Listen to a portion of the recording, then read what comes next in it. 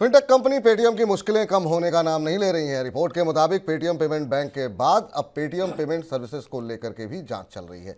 रविवार को रिपोर्ट में कहा गया कि सरकार पेटीएम पेमेंट सर्विस में चीन से हुए प्रत्यक्ष विदेशी निवेश के बारे में जांच कर रही है। हालांकि पेटीएम ने पेमेंट सर्विस इकाई में चीन से किसी बड़े प्रत्यक्ष विदेशी निवेश को नकारा है। उधर चर्चा ये भी है कि कंपनी के निदेशक विजय शेखर शर्मा ने कंपनी के बोर्ड से बाहर होने का ऑफर दिया है। हालांकि कंपनी के लिए एक राहत की खबर ये भी है कि उसे मर्चेंट्स का समर्थन अभी भी मिल रहा है।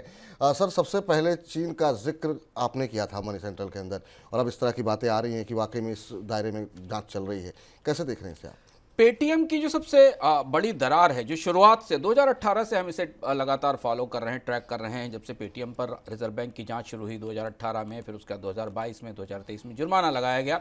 उसमें दो तीन जो बड़े मुद्दे निकल कर आ रहे थे, उसमें एक सबसे महत्वपूर्ण मुद्दा पेटीएम की चीन के साथ, चीन की कंपनियों के साथ रिश्तेदारी थी। ये निवेश हुआ, सरकार की रोशनी आंख के सामने हुआ, इसके अप्रूवल हुए, उसमें से कुछ चीन के निवेशक बाद में बेचकर निकल भी गए। लेकिन ये सबसे कमजोर और सबसे रहस्यमय नस थी, जो अंततः ऐसा लगता है पेटीएम की सबसे बड़ी मुसीबत बन गई है। अभी ये बिल्कुल स्पष्ट नहीं है या जानकारी नहीं, रेगुलेटर्स ने इसके बारे में खुलकर कुछ नहीं बताया, लेकिन ये वो सबसे महत्वपूर्ण बात है जिसकी जांच हो रही। हमने आपको सबसे पहले बताया था, और अब केंद्र सरकार की तरफ से भी इसकी जांच की जा रही है कि चीन की कंपनियों के रिश्ते क्या हैं। चीन की कंपनियों के रिश्ते होने में पर संदेह इसलिए है क्योंकि पेटीएम के केवाईसी सिस्टम में तमाम खामियां पाई गई हैं, सूचनाओं में तमाम खामियां पाई गई हैं। वो डेटा भारत में था या डेटा भारत से बाहर था, क्या चीन के साथ सूचनाओं का आदान प्रदान हुआ है, ये पता चलना अभी बाकी है। लेकिन पेटीएम की समस्याओं की जड़ में ये एक सबसे महत्वपूर्ण मुद्दा था। धीमे धीमे अब बात उसी तरफ बढ़ रही है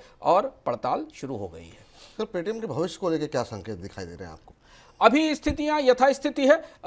मर्चेंट्स भी, हालांकि जैसा विपुल ने बताया कि कई सारे कारोबारी अभी भी पेटीएम के साथ जुड़े हुए हैं, क्योंकि पेटीएम जितना बड़ा नेटवर्क भारत में मर्चेंट्स के साथ अभी किसी का नहीं है। और कई सारी सुविधाएं जो पेटीएम ऐप में मिलती थी, जो दूसरे किसी पेमेंट ऐप में नहीं मिलती, क्योंकि आपको पेमेंट बैंक की भी सुविधा मिलती थी और बाकी सुविधाएं मिलती थी, अभी वो परिस्थितियां बनी हुई हैं। लेकिन अगले एक हफ्ते के भीतर शायद भारत के रेगुलेटर्स की तरफ से इस मामले में स्थिति स्पष्ट की जाएगी। सबसे बड़ी बात है कि पेमेंट बैंक बिकेगा, उसे कौन चलाएगा, और इतना बड़ा जो ग्राहक बेस है उसे कैसे संभाला जाएगा। इन सवालों के जवाब अभी रेगुलेटर्स ने नहीं दिए हैं। लेकिन कंपनी पर दबाव और कंपनी की मुसीबतें और उलझनें तो बढ़ रही हैं, ऐसा स्पष्ट रूप से दिखता है।